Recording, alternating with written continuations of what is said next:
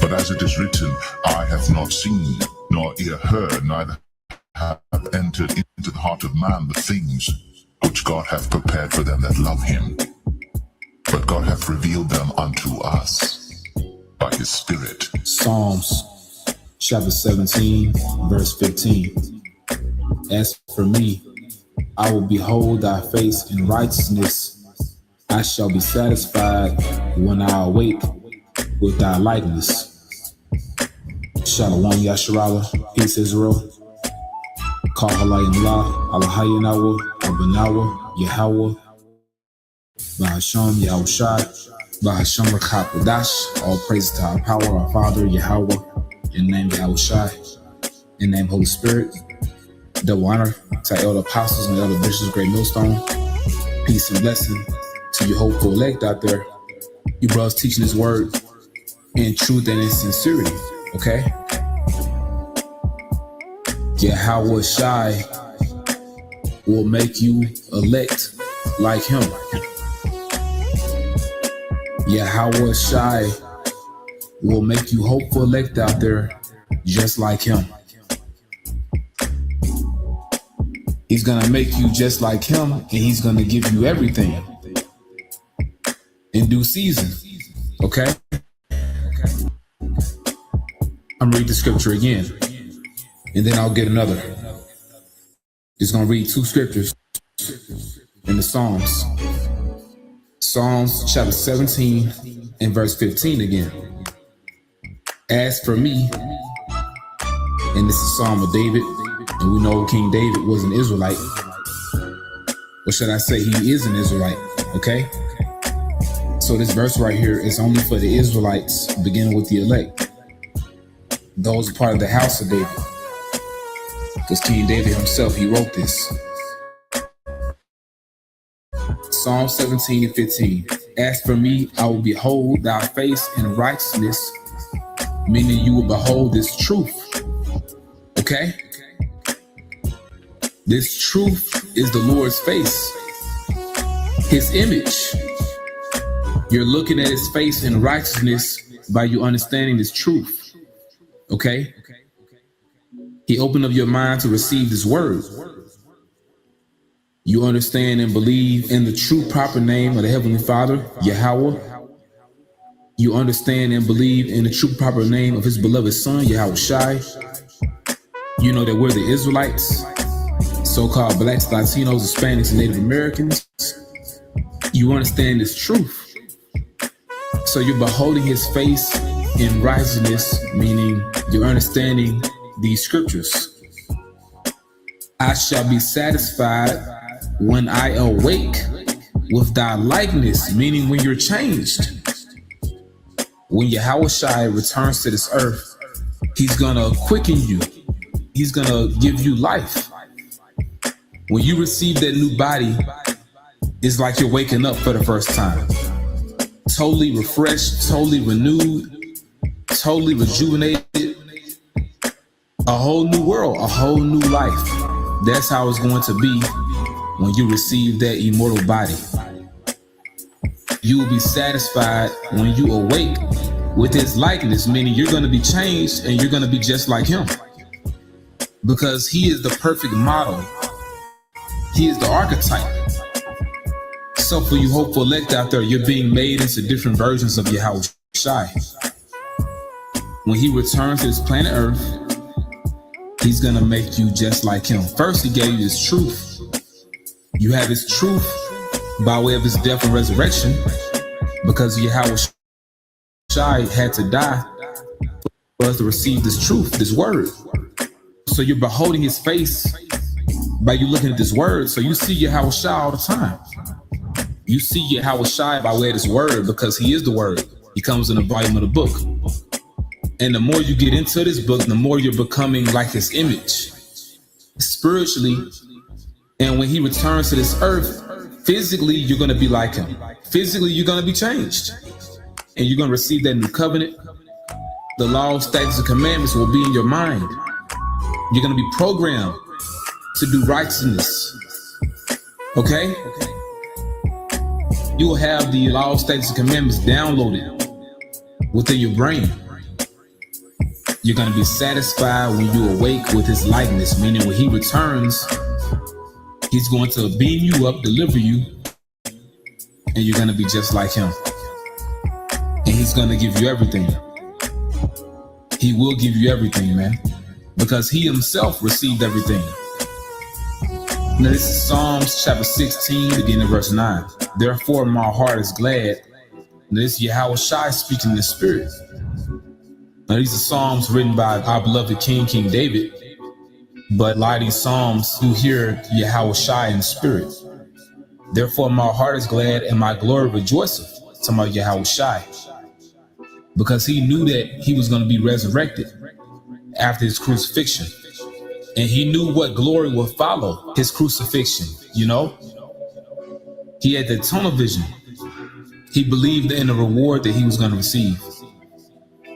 Therefore, my heart is glad and my glory rejoiceth. My flesh also shall rest in hope. Dealing with him being crucified. He wasn't going to stay like that. For thou wilt not leave my soul in hell. The Lord did not literally go to hell. This is saying that the Heavenly Father, his Heavenly Father Yahweh, would not leave him in the grave. His Heavenly Father Yahweh would not leave him in the sepulcher, in the tomb, you know? After 3 days, Yahweh Shai was resurrected. So his flesh wouldn't decay. He wouldn't go through corruption. Basically, his body wouldn't decompose. But he didn't literally go to some damn hell dimension. That's a fairy tale, man. It's just saying that he wouldn't decompose. He was resurrected. For thou wilt not leave my soul. His soul meaning himself. His flesh in the grave. Hell means the grave. Neither wilt thou suffer thine holy one to see corruption. Because he was resurrected, baby. He came back. Verse 11. This is the point right here. So we know Yahweh Shai was resurrected. And he received all things, as is written, all power in heaven and in earth is given unto him because of what he suffered. For what he did, man, completing the will of his heavenly Father, Yahweh, and dying for Israel. Yahweh Shai received everything. So check this out. Psalm 16 and 11. Thou will show me the path of life. So by way of what Yahweh Shai did, now we had his truth. He's showing us the path of life because he's the forerunner, the author and finisher of our faith. He was the first to finish. So now he's showing us the path of how to do it. Lord willing, we continue. Thou will show me the path of life. Now we have read how you will behold his face in righteousness, you know.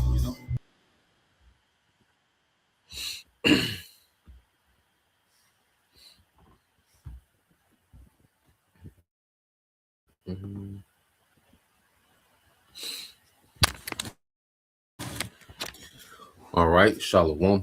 First and foremost, I would like to give all praise and glory unto Yahweh Bahashem, Yahweh Shai Bahashem Rakakwadash, and double honors unto the apostles and the elders of GMS who rule well, teach well, being great examples to his younger brothers, and peace and blessings and salutations to the hopeful lake out there pushing his word and truth and in sincerity across the four winds in the name of Yahweh Bahashem Yahweh Shai, pushing to get up out of there. Shalom to the hopeful lake, the believers, the listeners who have came back to the obedience of the scriptures through faith in Yahweh Bashem Yahweh Shai. All right, and what I want to get into today, you know, is the aftermath, you know, of the negotiations, you know, between Iran, you know, and Babylon. All right, America. Okay, so on this morning news and prophecy, we're going to get into some things, and what we have to understand, you know, concerning, you know, the politics of war. All right, that things are done, you know, to show strength and show weakness politically. You know, before things play out, you know, on the battlefield, you know, there's a lot of posturing, you know, that we see within politics, you know, and mind games and psychological warfare between, you know, both sides. Okay. And what we see from dealing with, you know, Iran and America is Iran has the leverage, you know, the fact that they are able to dictate certain terms, it shows you that they have leverage, okay, in the situation, and you factor in, the aid they've been getting from, Russia and China, okay, militarily, okay, you factor in, all right, their ability to shut down the Strait of Hormuz, where a lot of that Middle Eastern oil, okay, from those Gulf, Arab states, come through their strait. All right, and the fact that they can shut that down, or major, all right, or cause a major hindrance to shipping, okay, of their oil, which their oil is vital, for a lot of Western countries, all right, power, okay. So Iran, they threw their weight around with this negotiation, and that's what it was about. When you look at this thing, it was about Iran throwing his weight around and showing the world, all right, America's losing leverage, okay, on these Eastern countries, all right, these countries that have, formidable militaries, Russia, China, India, um, Iran, okay, even, North Korea, okay, that America doesn't have the sway that it once had. It's declining. Okay, so what we're seeing on the world stage is America influence and power is declining right before our eyes, man. And the Lord said it would. Okay, so now let's go here. Um, let's go to Jeremiah 51, and we always get it, and then we're gonna get that word rumor. So this is we're gonna read a little past that as well. So when you go to Jeremiah chapter 51 and verse 46, it says, "And lest your heart faint, and ye fear for the rumor that shall be heard in the land, and rumor shall both come 1 year, and after that in another year shall come a rumor, and violence in the land, ruler against ruler." Okay, so we're going. It was told that we was going to constantly hear, these rumors concerning war. Okay, year after year, and that's what we've been hearing. Build up. You have a few skirmishes here and there, a few back and forths. A few conflicts break out. Okay, but it hasn't gotten to the point to where it's all out war. We've been hearing mostly rumors of war. Okay, and when you go into this word rumor, all right, let's get this word rumor. Okay, let's get this word rumor. All right, so you got this word rumor means a currently circulating story or report of uncertain or doubtful truth. Okay, so even as we go into these news reports, I like to listen to both sides and filter everything through the precepts. Listen to a little bit of Western media, see what they're saying. Listen to a little bit of alternative media.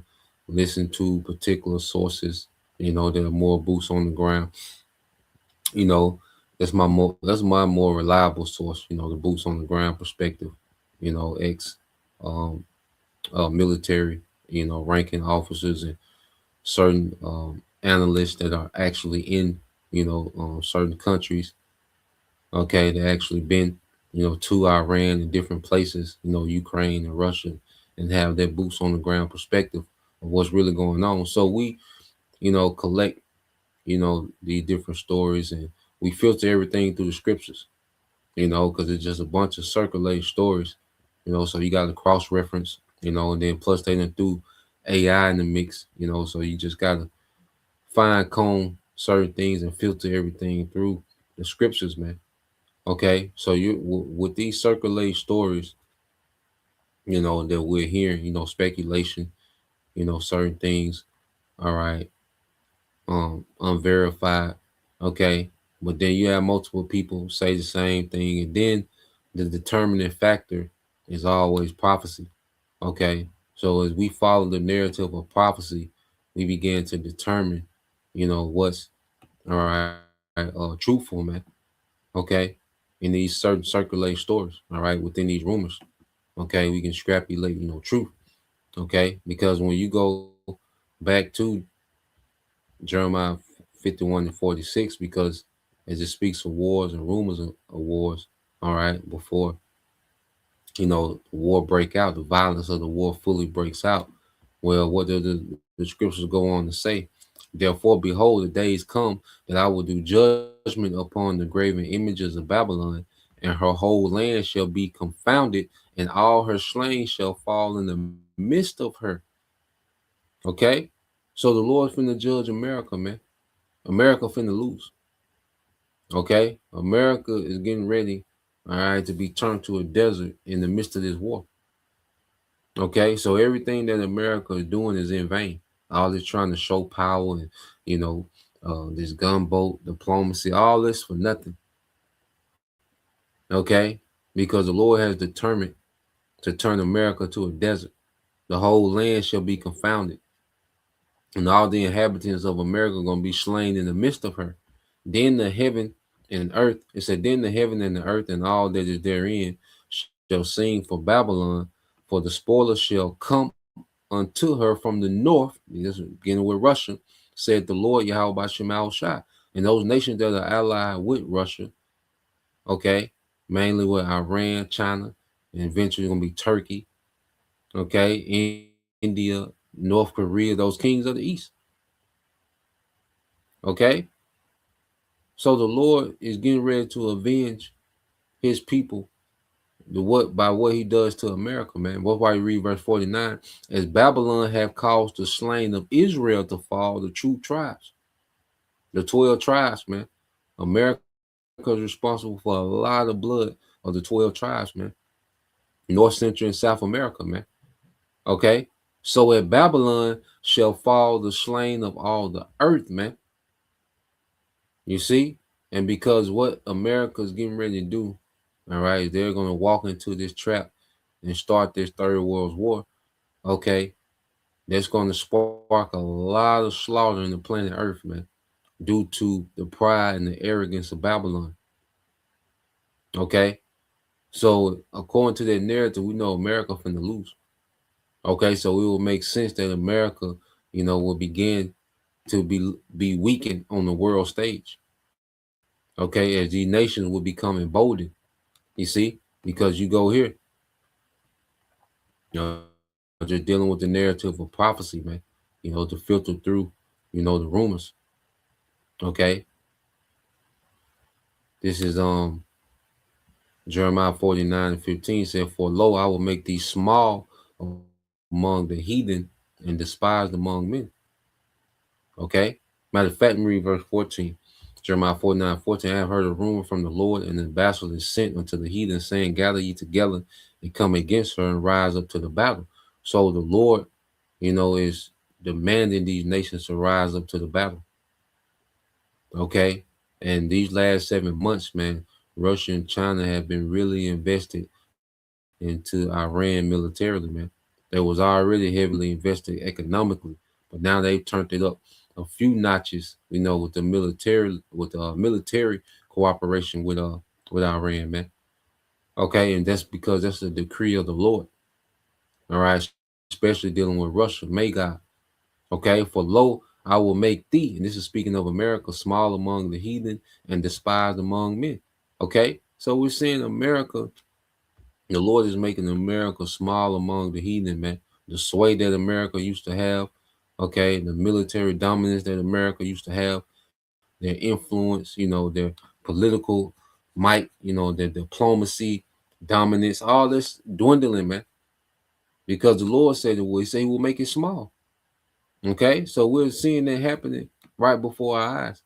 Okay, and we're gonna get into some things. So the word in Hebrew is kortan, which what says small, insignificant, unimportant. Okay, small, insignificant, and unimportant. Man, America is becoming insignificant and unimportant on the global stage. All right, to these other military powers, man. You know, especially against this alliance of Russia, China, and Iran, man.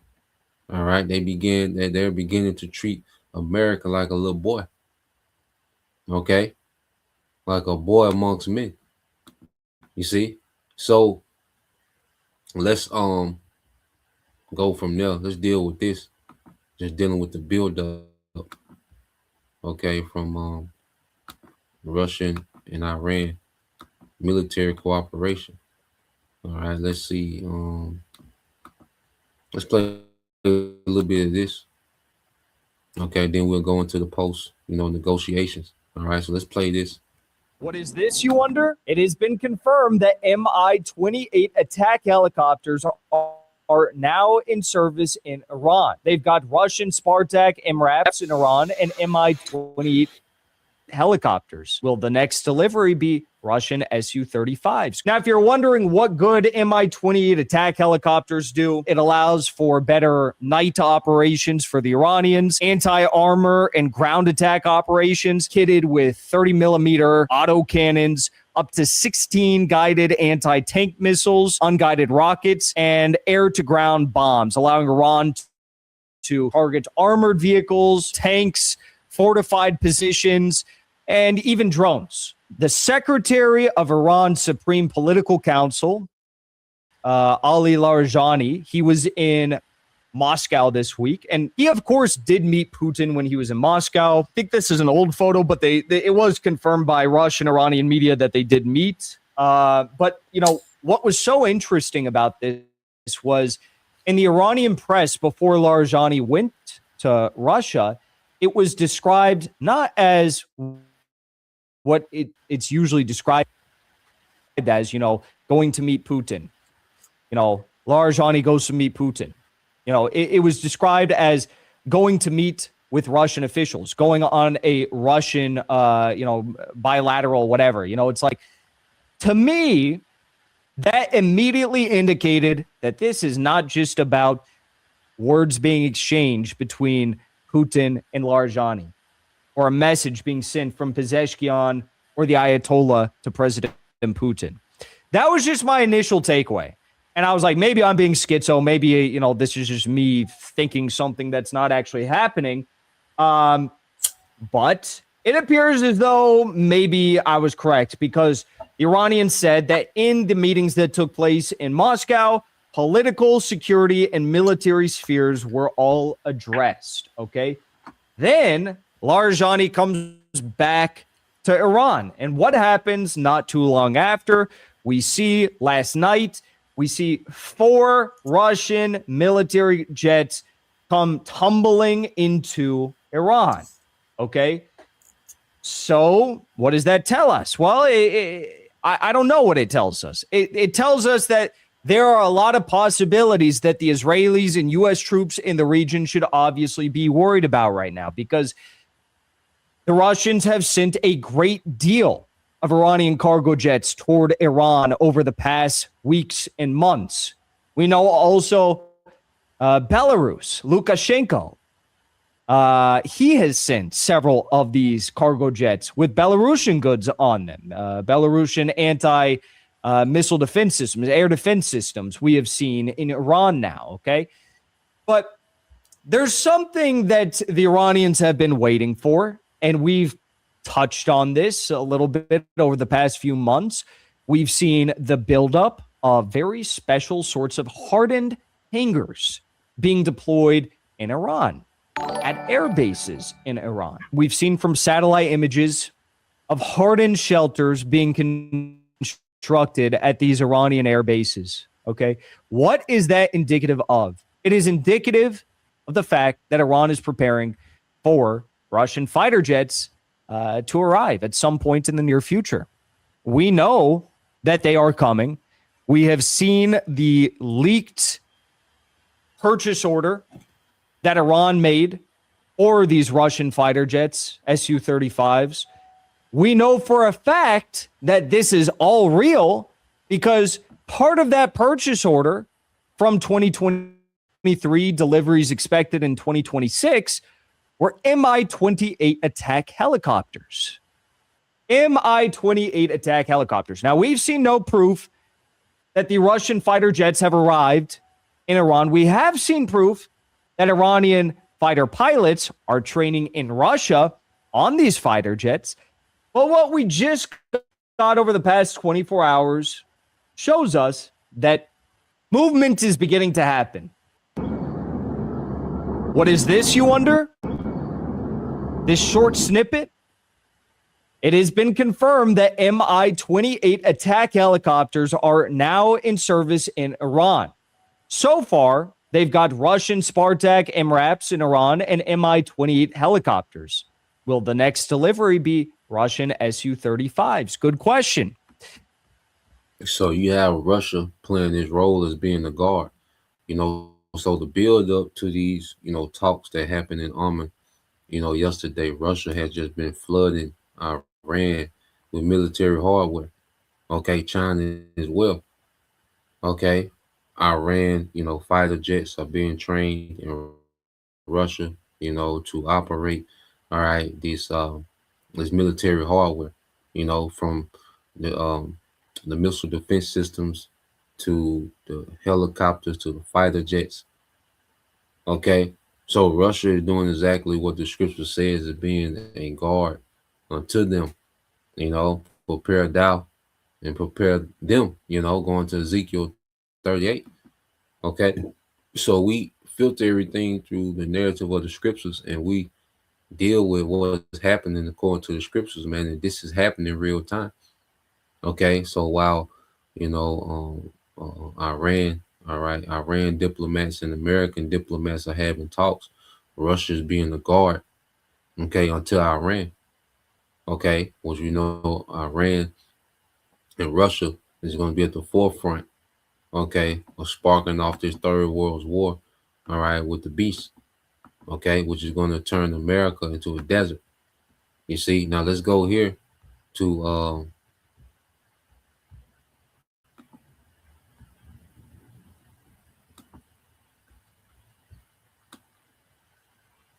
this is the book of Isaiah, chapter 21 and verse 2. It says, a grievous vision is declared unto me, the treacherous dealer treacherously. And they're dealing with America, man, because America is known for its treachery, man. Okay, not honoring its treaties and deals.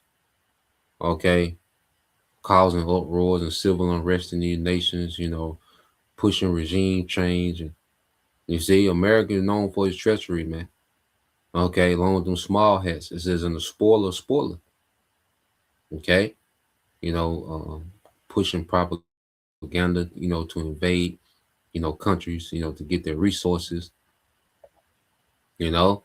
So American empire has been an empire of treachery, and robbery, man. Okay, but the Lord has risen up a resistance, okay, against the treachery and robbery of America, man. It says, go up, O Elam, besiege, O Media, all the sign thereof have I made to cease. Okay, so now what we're seeing with Elam, which is Iran, all right, Media, which is Russia, is they're going into the spirit of just preparing for war. Instead of pouting about, the injustice of America, instead of trying to deal with America diplomatically, okay, with diplomacy, they're just preparing for war. Okay, and even these talks of yesterday morning, it was all political, and basically it was Iran was showing, all right, America has lost its leverage. America has lost its step. Okay, it doesn't have the leverage and the posture that it once had. Okay, now America can inflict damage. Yes, America can inflict damage on any nation militarily, but can it win the war? All right, no. Okay, I'm gonna jump out there and say it. Can America inflict damage on the nation? Absolutely. But can America win a war against this conglomerate that the Lord has risen up? No, it can't. Okay, and America is having to deal with their reality. That's why they're being weakened at the negotiation table, man. All right, the fact that Iran was able to dictate the location, dictate the format of the negotiations, showing that America is losing leverage, man. It's in decline. Okay, so let's go from there. Let's play this. All right. Now I know this is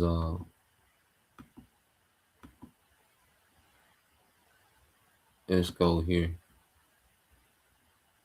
So let's play this real quick. So let's go into the talks. Let's go into a little bit of, well, before I do that,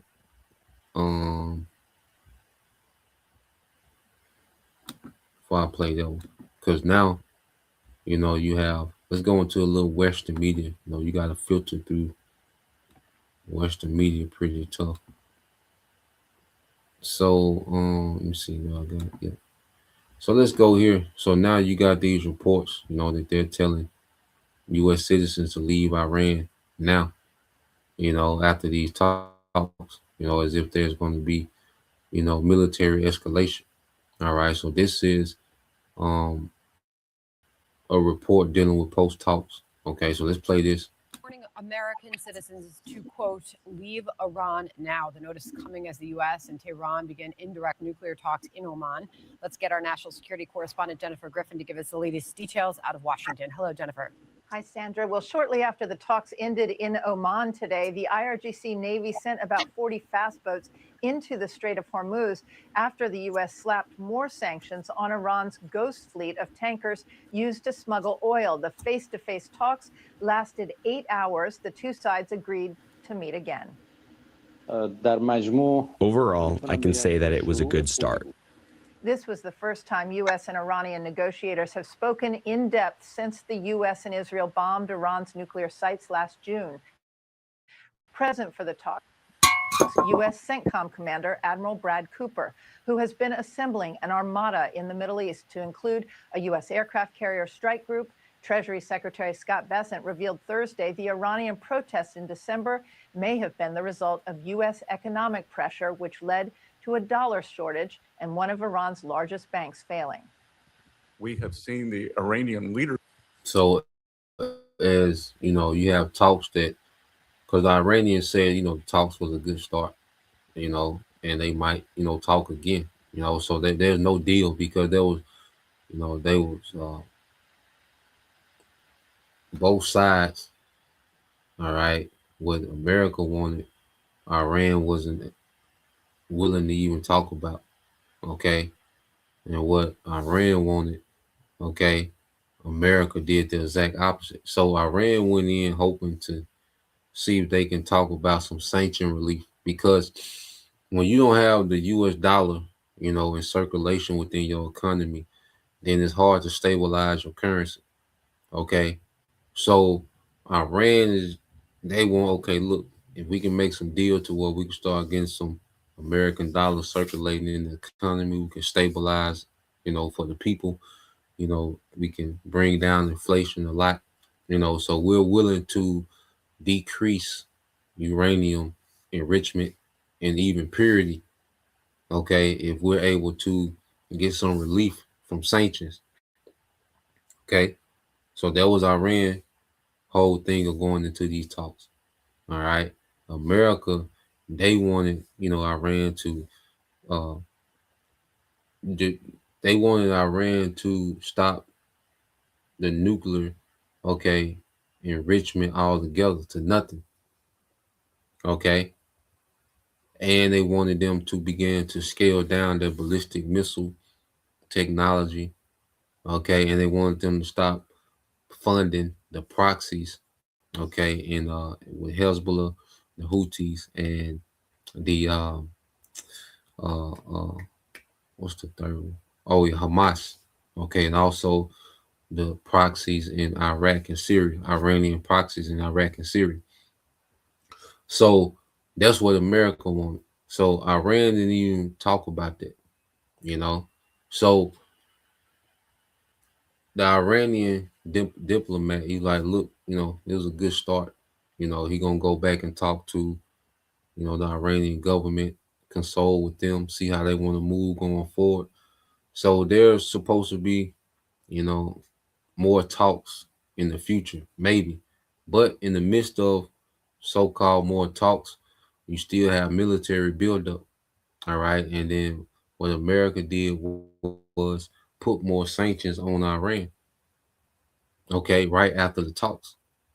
You see? So Iran started to mobilize in the Strait of Hormuz. You see? So let's play a little more. Leadership wiring money out of the country like crazy. So the rats are leaving the ship, and that is a good sign that they know the end may be near. The U.S. State Department is urging Americans to leave Iran immediately. If they cannot leave, officials advise finding a secure location and stocking food, water, medications, and other essentials. There's a lot at stake if talks fail. In the 48 hours leading up to the talks, the Islamic Revolutionary Guard Corps Navy seized 2 vessels in the Arabian Gulf that were carrying smuggled fuel, and 2 IRGC gunboats harassed a U.S. flagged tanker, and the U.S. military shot down a Shahed 139 drone that Iran launched toward the USS Abraham Lincoln with thousands of American sailors on board. Ahead of the talks, there was an uptick in verbal threats from Tehran. I'm sure the Strait of Hormuz will be a slaughterhouse. It will be hell for them. Iran will show that the Strait of Hormuz historically belongs to Iran. Satellite images show new activity at the Esfahan nuclear complex, possibly aimed at protecting the site from future military strikes. Today, Sandra, the negotiations only focused on Iran's nuclear program, not regime change, nor Iran's ballistic missile arsenal, which Israel has repeatedly said must be part of the talks. Sandra. All right, Jennifer Griffin, live out of Washington on that for us. Jennifer, thank you very much. John. Sandra, let's bring in Republican Florida Congressman. Yes. So you know that nigga finna lie. You know, this nigga with no hair nowhere. So yeah, so you have reports that it could be possible, more talks, after the talks of yesterday.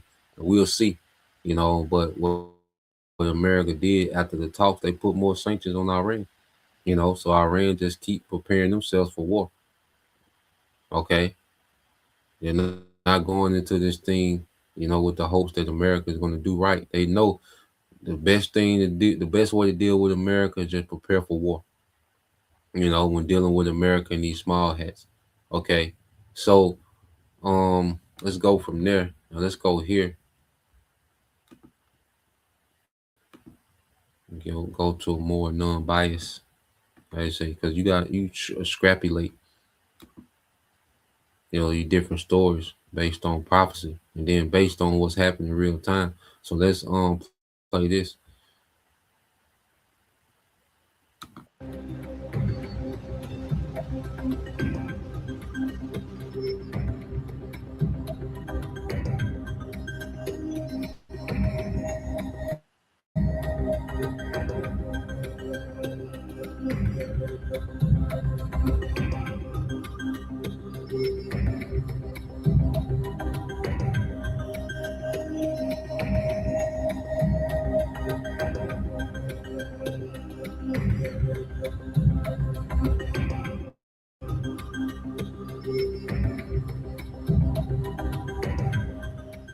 As U.S.-Iran nuclear negotiations concluded in Oman on February 6, diplomatic sources made a significant revelation.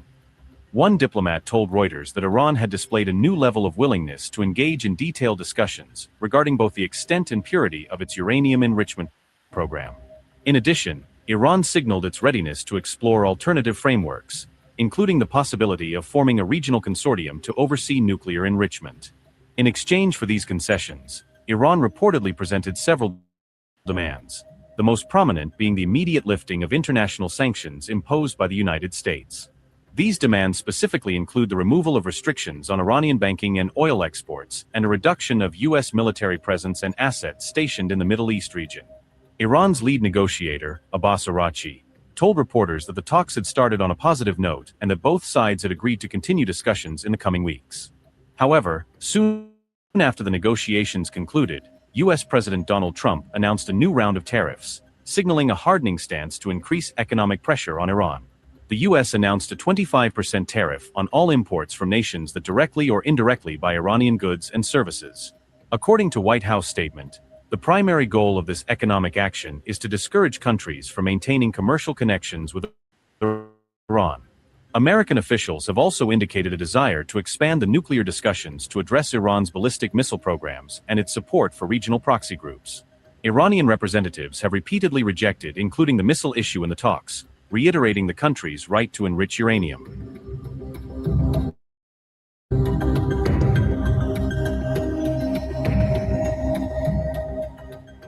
At the same time, newly released satellite imagery revealed that Iran is swiftly rebuilding its damaged missile infrastructure. According to a detailed analysis by the New York Times, satellite data showed repair work at nearly 24 missile-related locations struck during the 12-day war between Iran and Israel in June 2025. Signs of active construction were observed at more than half of the targeted facilities, suggesting rapid restoration efforts by Iran. The report also noted that some missile depots and production units were restored within a few months of the strikes. These findings indicate that Iran is giving top priority to strengthening its ballistic missile capabilities, according to reports. By contrast, key nuclear sites such as Isfahan, Natanz, and Fordow have shown only minimal visible repair and fortification.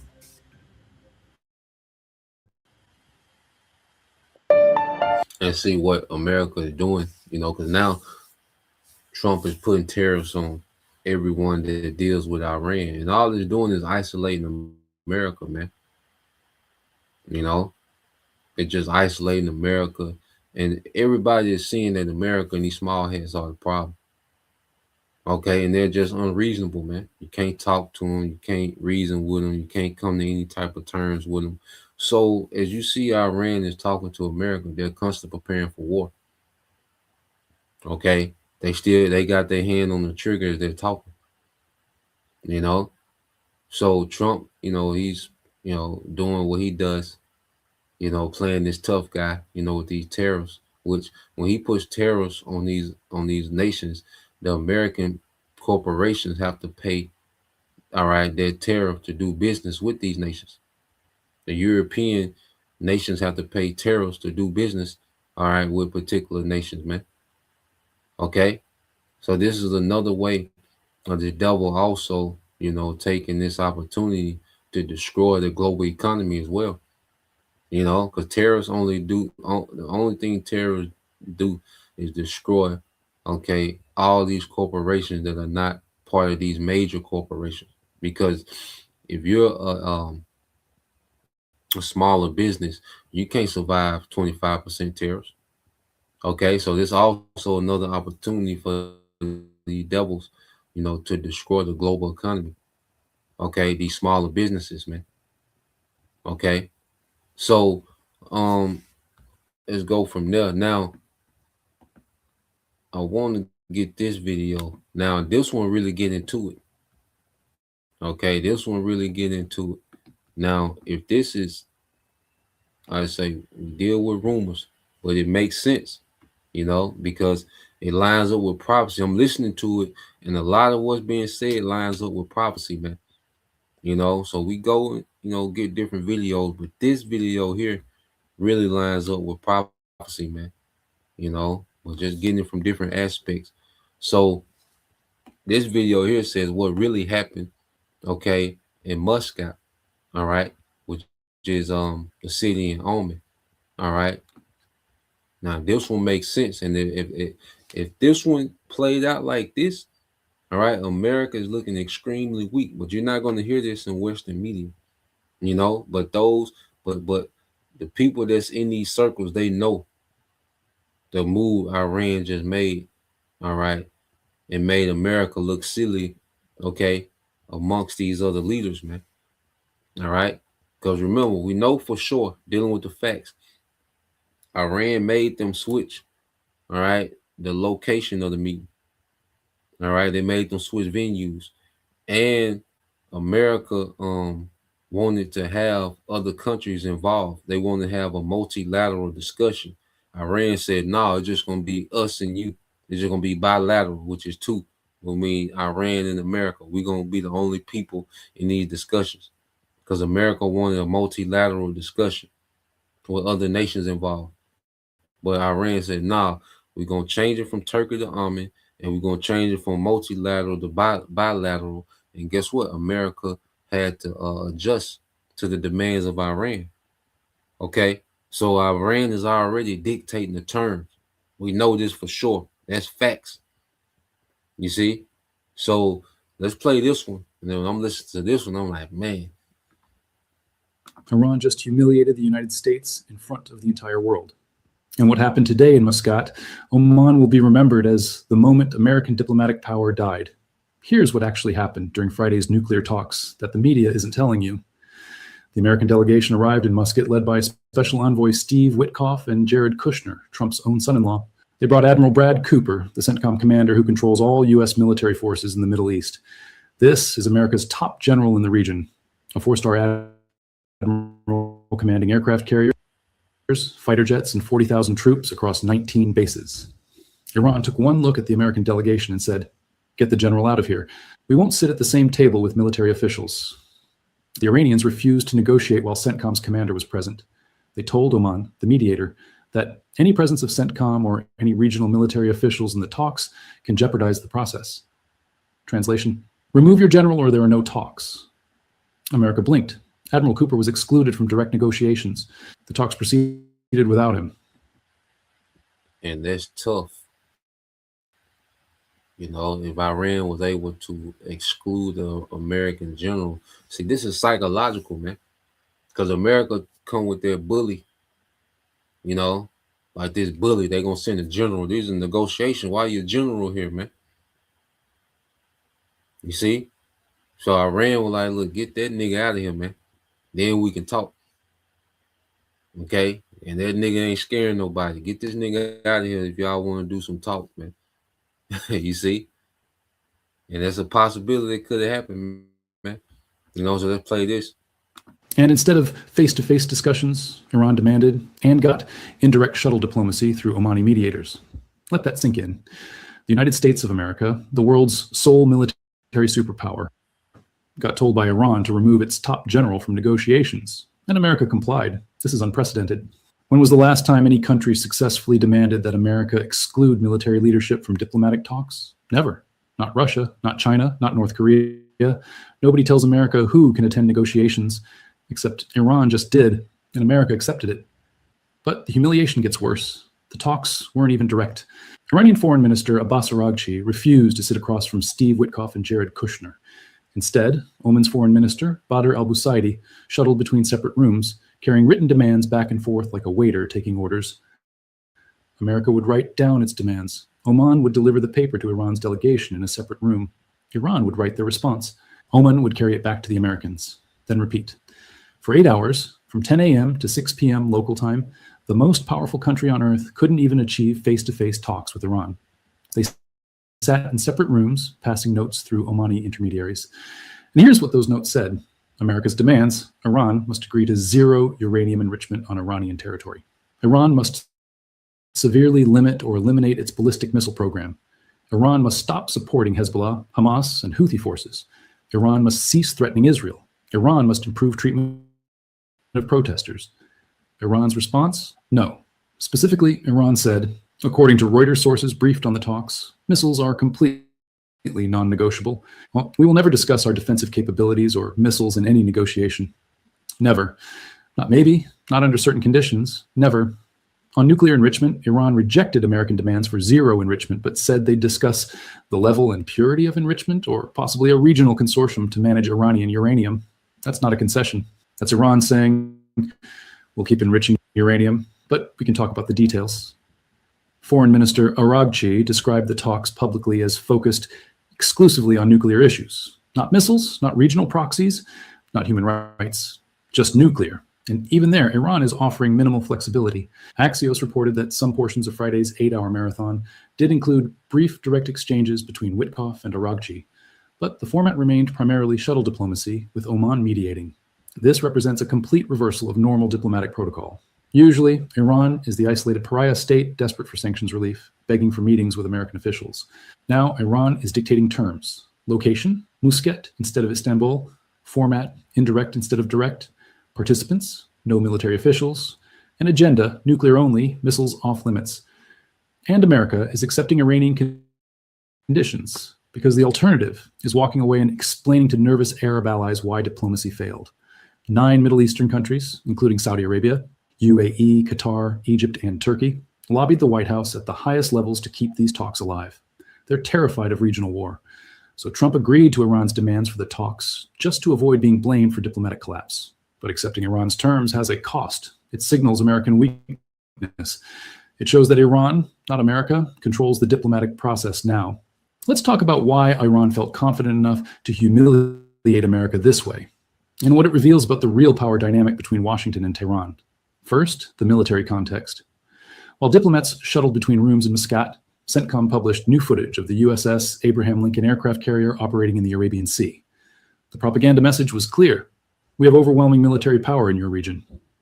Except Iran knows something CENTCOM isn't advertising. That carrier is vulnerable.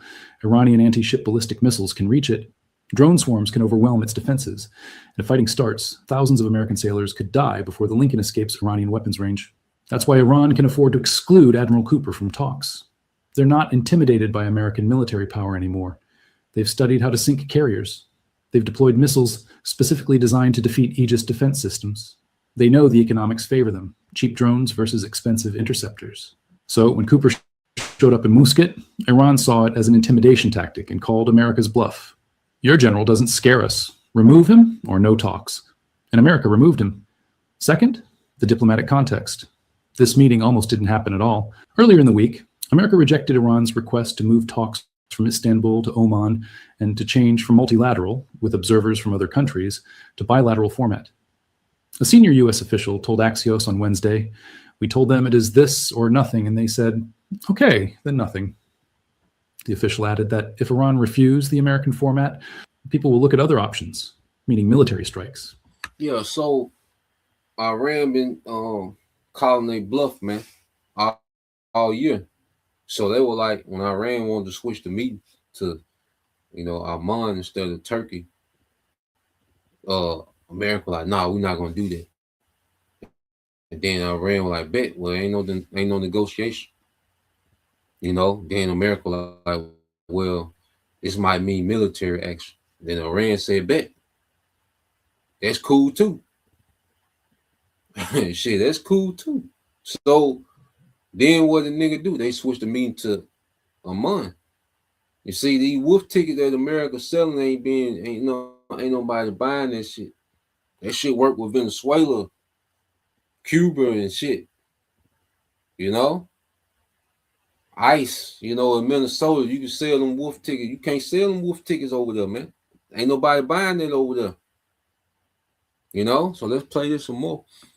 Iran called that bluff too. They said, fine, no talks. And suddenly 9 Arab countries started panicking and lobbying Trump to reconsider. Saudi Arabia, UAE, Qatar, Egypt, Turkey, Oman, Jordan, Bahrain, and Kuwait. And remember, all these are the dragons of Arabia. Okay? That's in Revelation. Not Revelation, 2nd Ezra, the 15th chapter. Okay? So these Arab nations, they're not with America and what they trying to go forward, how they trying to handle Iran. They like, look, man, y'all got to talk this out. Like this gonna be regional. Iran is putting America in the box, and it's through the Lord. The Lord is using Iran to put America in the box, man. Okay, this is chess, and Iran got America scrambling, looking silly out here, man. Okay, all these Arab states that America houses their soldiers in their region. You see, they're turning on America like, look, man, y'all got to talk this out, man. You can't, these Arab states are looking at America. You can't let this go regional, man. We got too much to lose as far as infrastructure. We got too much invested into infrastructure, okay, to be war-torn between you and the small hats in Iran, man. Y'all got to talk this out. So all the pressure is on America, man, to figure this out. You see? So all the pressure has been put on America, man. So the Lord just got these chess pieces moving and America's in the box, man. He's going to get into it some more. All told the White House, please don't cancel the meeting. Please keep diplomacy alive. Please don't trigger regional war. Arab leaders are terrified of what happens if America strikes Iran. They know Iran will retaliate against U.S. bases throughout the region. They know oil prices will spike. They know their economies, dependent on tourism, investment, and stable energy markets, will crash. So they begged Trump to accept Iran's terms, and Trump blinked. Within 24 hours, the White House reversed course and agreed to Iran's demands. Muscat, not Istanbul, bilateral, not multilateral, nuclear-only agenda. That's the second time in 1 week that Iran dictated terms and America accepted them. Third, the substantive context. Iran entered these talks from a position that looks weak on paper, but is actually quite strong strategically. Yes, Israeli and American strikes in June destroyed 35 to 45% of Iran's nuclear enrichment capacity.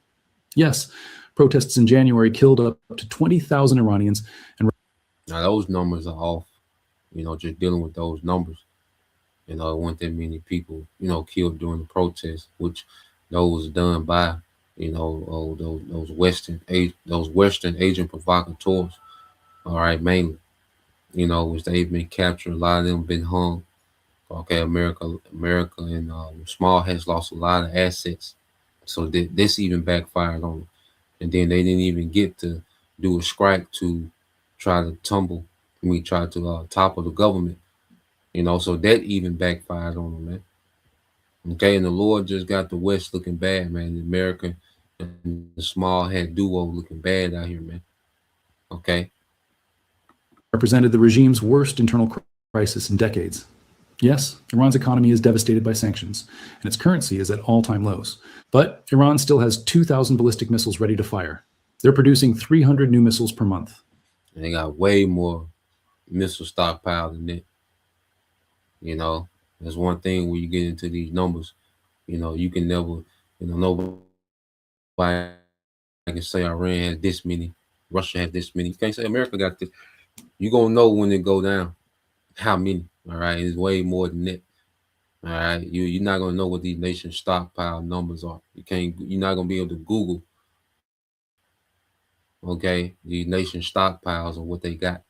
Okay, their nuclear knowledge hasn't been destroyed, only equipment, and they've reconstituted their medium-range missile capabilities to pre-war levels in just 7 months. Most importantly, Iran knows time is on their side. Every month without war, they build more missiles. Every month, American interceptor stockpile. And that's a fact, because people think, oh, why won't Iran do this and do that? Look, every month, every day, every month that you don't go to war, you can prepare for war. Okay, and they preparing for a shootout with a superpower, man. All right, Iran is a major underdog, so of course they want to posture themselves in the best position possible, man. And it's all the timing of the Lord. It wasn't the time for Iran to do nothing. Now we're coming closer to that time. All right, and that's why you see also a major collaboration with Iran, Russia, and China militarily, man, because we're getting closer to that time now. Okay, well, the Lord is going to use them according to their purpose in the scriptures, man. Remain depleted from June's fighting. Every month, Trump faces more domestic political pressure as economic conditions worsen. So Iran can afford to be inflexible. They don't need a deal. America needs a deal to show Trump achieved something through negotiations, to avoid military action that could sink carriers and kill thousands, to prevent oil price spikes that would trigger a recession. That asymmetry explains today's humiliation. The desperate party makes concessions. And right now, despite all appearances, America is the desperate party. Trump needs to avoid war before November midterm elections. He needs to prevent oil shocks that crater the economy. He needs to show his art of the deal skills work on the world stage. Iran just needs to survive until Trump loses patience or changes priorities. And while they wait, they keep building missiles and enriching uranium. Fourth, the Israeli context. Israeli Prime Minister Netanyahu met with Steve Witkoff on Tuesday before the Muscat talks. Israeli intelligence briefed the American delegation on Iran's capabilities and warned that Iran cannot be trusted. But Netanyahu's real message was simpler. Any deal that doesn't restrict Iranian missiles is unacceptable to Israel. And if America signs such a deal, Israel will strike Iranian missile facilities unilaterally, dragging America into war anyway. That puts Trump. The least of the flock shall draw them out. You see how the Lord got this nigga in the trick bag to where he got to do what the Lord wanted him to do? You see? So Netanyahu like, look, if y'all sign a deal and they don't limit their ballistic missile system, we gonna strike them by ourselves and make y'all niggas go to war. Then what? And that's what the prophecy say. Okay, so the small hats is telling America, see, America, all the pressure is on America, man. And then Trump talking all this shit, he be talking himself into these situations, man. All this tough guy talk. Okay. So now Trump done talked himself into this situation. Now they in the situation because Iran don't need no deal. Okay. You see, they don't have nothing to lose. They already surviving with the sanctions that's in place. A few more sanctions ain't gonna do nothing more to Iranian economy. They already okay. So Iran ain't desperate for no deal. Trump need a deal to look strong. Iran don't need no deal.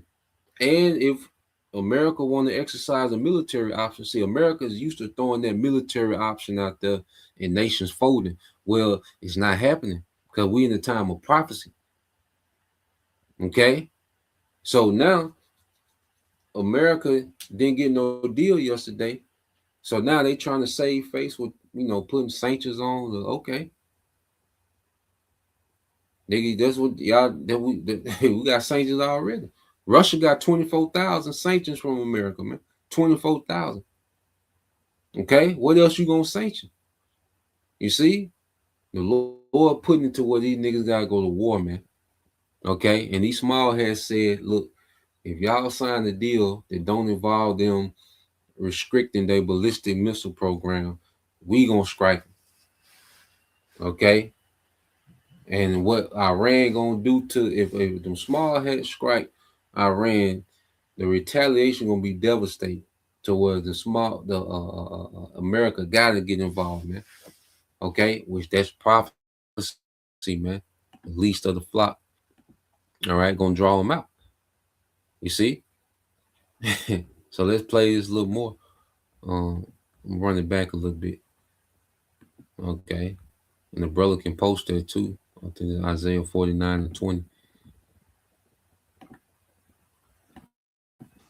Israeli intelligence briefed the American delegation on Iran's capabilities and warned that Iran cannot be trusted.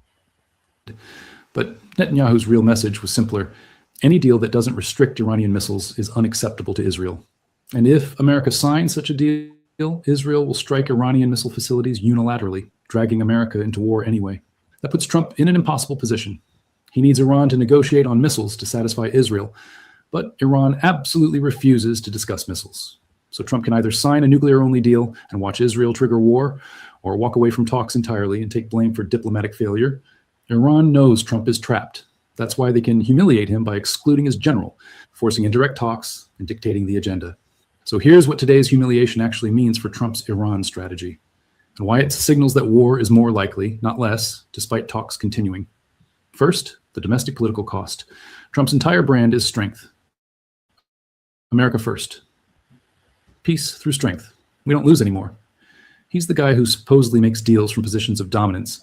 Today, Iran forced Trump to accept the preferred venue over his oil, accept indirect talks over direct negotiations, exclude America's top regional military commander, limit talks to nuclear issues only, receive a flat no on missiles. That's not strength. That's America. Accepting terms dictated by a country with an economy smaller than Florida's. Republican hawks will be furious. Senators like Tom Cotton and Lindsey Graham will demand to know why Trump-led Iran humiliate American negotiators. Conservative media will question whether Trump is going soft. And Trump, who cannot tolerate perceptions of weakness, will feel political pressure to do something dramatic to restore his tough guy image, like ordering military strikes. Second, the Israeli pressure. Netanyahu is already publicly skeptical of negotiations. Today's talks produced no breakthrough on missiles, Israel's primary concern. So Netanyahu will tell Trump, I warned you, diplomacy wouldn't work. Iran proved me right. Now we need military action. And Trump will face a choice: reject Israeli demands and watch Netanyahu strike Iranian targets anyway, triggering regional war without American control over timing or escalation, or authorize joint strikes and own the consequences politically. Neither option is good. But the first option is worse because it makes Trump look weak and reactive. So political calculation may push him toward option 2, even if military advisors warn against it. Third, the practical diplomatic reality. The internet is the biggest wealth creation engine to ever exist. Sadly, only a relative. Today's talks are scheduled to continue. Another round is expected in the coming days, according to Omani mediators. Both sides describe discussions as serious and positive in public statements, but nothing changed. America wants missiles on the table. Iran says never. America wants zero enrichment. Iran offers to discuss levels in purity, which means continuing enrichment at lower levels, not stopping entirely. Those positions are incompatible. More talking won't bridge the gap. It will just expose how far apart they remain. An exposure of diplomatic failure makes military action more likely because it gives Trump political cover. We tried negotiations. Iran refused reasonable demands. Force became necessary. Fourth, the regional consequences. Arab allies lobbied hard to keep these talks alive because they're terrified of war. But today's outcome won't reassure them. If Iran successfully humiliated America in negotiations, what happens when fighting starts? Will America's military dominance prove equally hollow? Will carriers sink? Will bases get destroyed? Will oil shipments stop? Arab states are now gaming out scenarios where American military power fails to deliver a quick victory. Iran retaliates effectively, and the entire region descends into... Yeah, the brother can post that too in 2nd Ezra 15 and 28 and 29.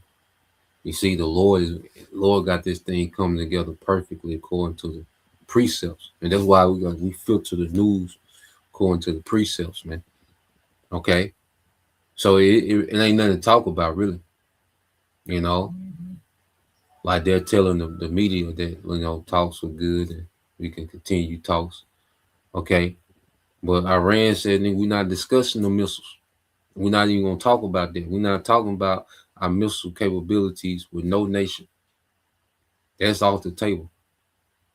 The small hat's like, look, if that's not in the deal, then nigga, we're gonna do what we're gonna do anyway. So the Lord got it set up to where his will gonna play out, man. My brother can put that in Isaiah 49. No, it's like Isaiah chapter 46, verse 9 and 10. Let's get that. Okay, Proverbs 19 and 21. Let's get that as well. Okay, and see these Arab states, they're starting to look at America like, y'all niggas, y'all ain't tough no more, man. These Arab states looking like, because Iran out here handle these niggas in the meeting, and then if Iran starts sinking aircraft carriers, oh my goodness, that's it. That's it. All American credibility, all that tough shit that they done built up all these decades gonna diminish instantly, man.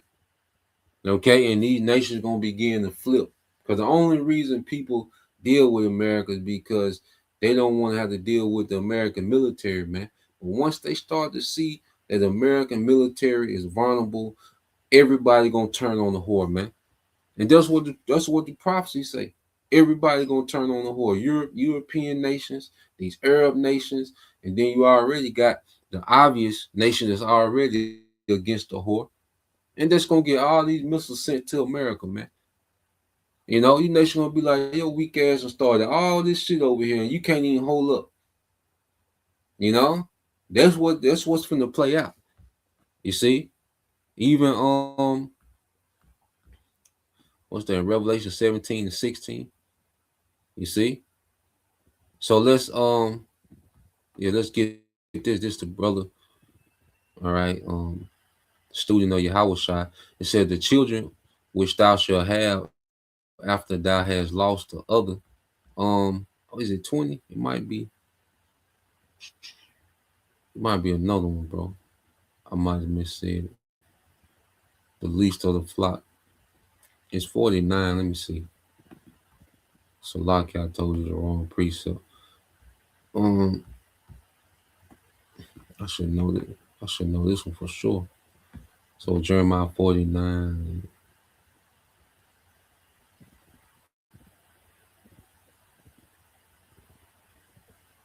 Yeah, it should be 49 and 20. Yeah. I don't know why that one.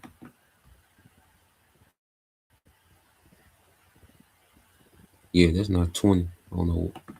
Yeah, what happened with that? But yeah, Jeremiah 49 and 20. But let's get this real quick. This the brother of Mark Cabal. All right, Isaiah 46, verses 9 through 10.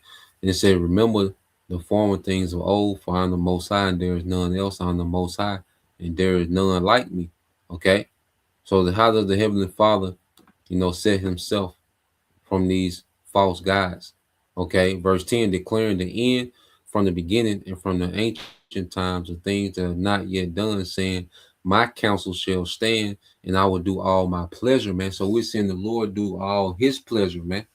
This is what we're seeing. The Lord is causing these nations to turn against the whore, man. The earth finna turn against the whore, and the Lord showing America be weak. Okay? This was very weak diplomacy by America, man. They didn't dictate no terms. They didn't get nothing they wanted in negotiations, man. Nothing. They walked away with nothing. Okay. And then I believe that they got that nigga Bradley Cooper. They got that nigga out of there, man. Iran said, get this nigga out the room, man. What you bring a military general for, man? You know? That nigga don't intimidate nobody. Get that nigga out of here, man. And we ain't talking about our missiles. Okay? So America got handled like a little child. You see? And you're not going to hear this in Western media. Okay? But those that know. You see? So, so now you got these Arab states. They finna start looking at America sideways, man. You see? They finna start really looking at America sideways, man. Let's go here. And then you got the small hat. So America is in a trick bag, man. They don't got no more moves. It's like in basketball, when you pick up the ball, all you got is your pivot. You ain't got no dribble. So America just gonna have to take a crazy fadeaway shot, man. Okay, and that's gonna be it for his ass. This Jeremiah 49:20, Lord to Yahweh, by Hashem Yahweh Shai. It says, therefore hear the counsel of the Lord that he have taken against Edom and his purposes that he have purposes against the inhabitants of Teman. Surely the least of the flock shall draw them out. Okay, surely he shall make their habitations desolate with them. Yeah, man. So these small has the least of the flock. Okay, they're going to play a major part in accelerating this war. All right, because the Lord has a counsel against Edom. The Lord's counsel is against Edom. So Edom finna lose. Okay, Edomites are going to lose. So everything that they're doing is going to work against them, man. Okay, and the closer that he gets to trying to establish a new world order, the closer he gets to the war. Because when the Third World War breaks out, Yahweh Shai is coming back in the midst of their war, man. Okay, it's like when those nations hit the buttons to launch those missiles, man, that's going to activate the return of Yahweh Shai, because we got to be delivered. Okay, so this is what we're seeing the build up to, man. You see, I said, well, brother can also get that Proverbs 19:21. Okay, so let's play this a little more.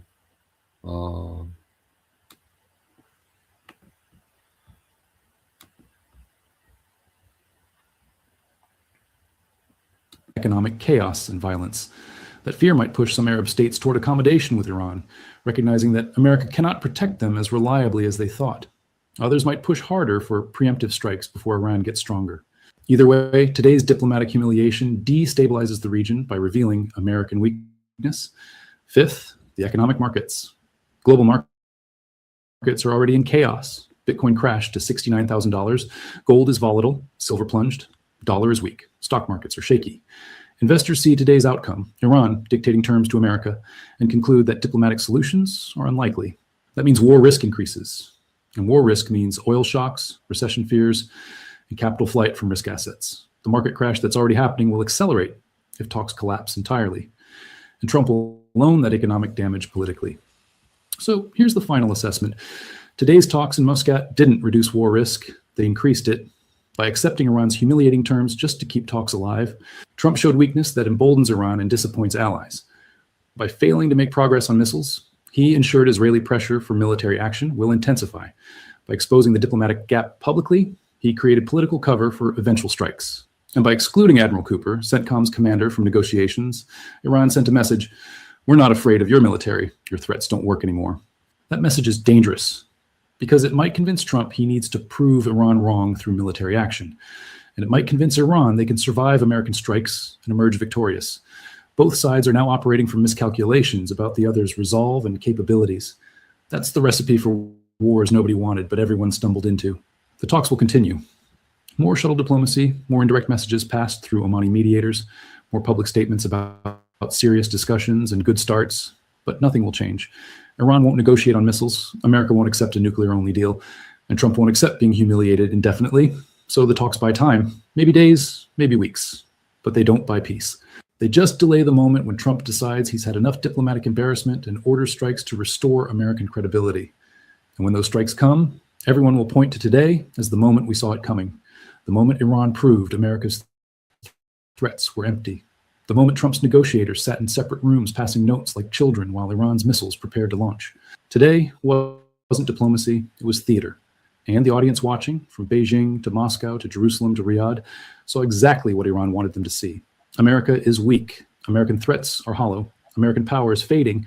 And Iran can dictate terms to the world's superpower without consequences.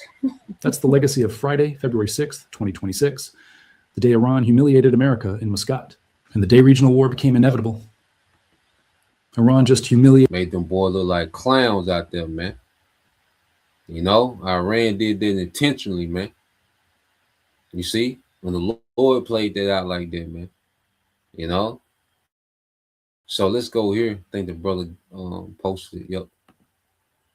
So now these Arab nations, man, they're gonna look at America like, man, god damn. You know, y'all didn't get nothing. You see, 2nd Ezra 15:28, it said, behold, and this is the brother you call Judah. It says, behold, in horrible vision and the appearance, all right, the appearance thereof from the east, where the nations of the dragons of Arabia shall come out with many chariots and the multitude with them. Okay, so like, and these are these Gulf Arab states, man. You know, they've been having all these armed deals with America. Okay, so they got all this military stockpile, man, and they gonna turn it on America, man.